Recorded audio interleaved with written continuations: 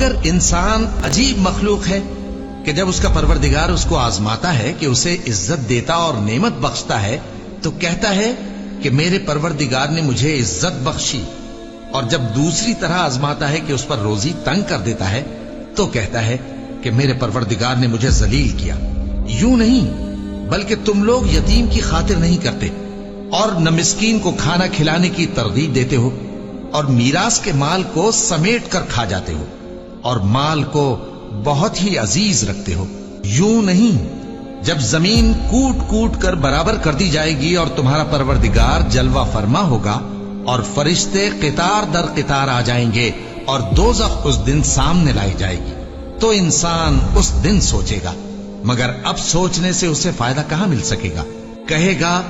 काश मैंने अपनी इस जिंदगी के लिए कुछ आगे भेजा होता, तो उस दिन न कोई अल्लाह के अजाब की तरह का अजाब देगा और न कोई उसके जकड़ने की तरह जकड़ेगा। ए इत्मीनान वाली जान, अपने परवरदिगार की तरफ लौट चल, तू उससे राजी, वो तुझसे राजी, सो तू मेरे खास बंदों में शामिल हो जा और मेरी बहिश्त में दाखिल हो जा।